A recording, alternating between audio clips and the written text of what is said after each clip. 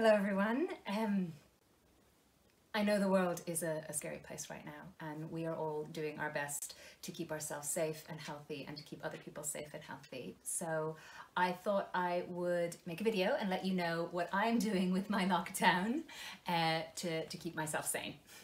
So first thing I'm doing, petting a lot of puppies. A lot of puppies, isn't that right, little man? He's thriving, by the way. He's having the best time. Gets lots of attention. I'm drinking a lot of tea. A lot of tea. I've been baking, which is nice. Really good. I'm now going to spend most of this video talking with biscuits in my mouth. Sorry. Doing a lot of jigsaws. On about our fourth one. I'm pretty much seeing jigsaws in my sleep at this point. But it's really nice to do them and listen to podcasts at the same time. So I've been listening to a lot of Dead to Me podcast, which is a really funny take on history. It's got a podcast where you have a historian and some comedians coming on and talking about a topic. So if you don't know much about something, it's a really great way to get into it. Been doing needlepoint. This is, I'm about to finish this one. So this is Los Angeles. This took a really long time, but hopefully today I'll be done. And this woman, she's called Hannah Bass, and I try to do cities that I've worked in. So the next one's Melbourne. I mean, I bought a lot of them, okay? I have a problem. I have a real problem. Eating a lot of sweets. These are a special Easter edition of Jelly Babies. Jelly Baby chips. Excuse me, cookie in my throat. And then I've been reading a lot. So I thought I'd tell you some of the books I've been reading. So first we have here Sharon Penman.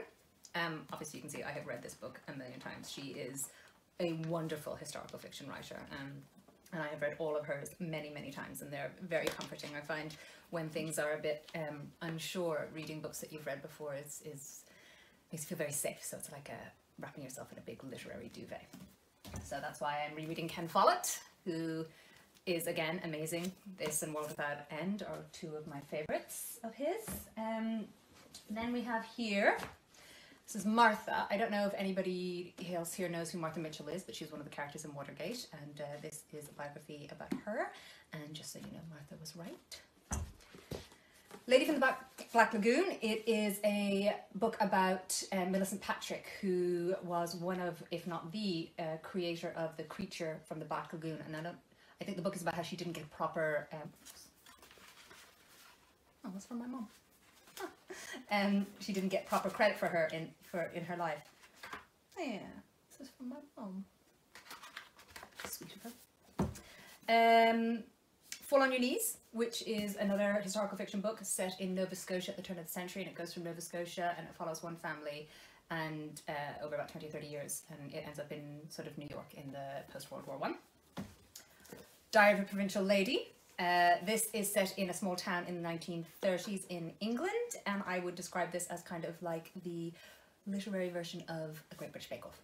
I mean, it has nothing to do with baking, but it's the same sensibility. Then we have The Bronze Horseman, another classic, Paulina Simmons. It is set in Russia during World War II, and it is gorgeous and beautiful, and it is the start of a series, so she's got a few of them, but this is my favorite one. This is American Rose. This is a book about Gypsy Rose Lee. So if anybody here has seen the musical Gypsy, this is the same woman, and it is her life before the musical, and then it goes into what happens to her after. So it's really good. It's really interesting, and there was a lot of stuff I didn't know about her, but she's fascinating. And in the same vein, this is her own memoir. So, you know, how could you not want to know something about this woman? She's fabulous. And so that's what I've been doing. I have been reading and eating and also not getting dressed properly. This is pretty much the first time I've got actual clothes on, so you're welcome. I know things are tough right now, and they're tough for everyone, but we're all doing our best, and I know everybody else is, of staying in and staying safe so we can all stay healthy and support our frontline workers and to support our first responders.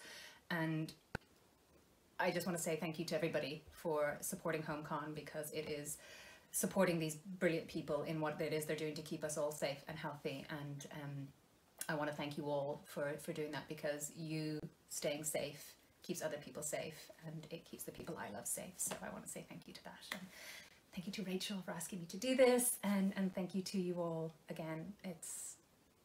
It's a scary, uncertain time, but we will all get through this, and one day we will all be able to be together again and see each other. So in the meantime, stay safe, stay healthy, stay sane, stay happy, and support the people who are out there doing the tough jobs so that we can all be okay.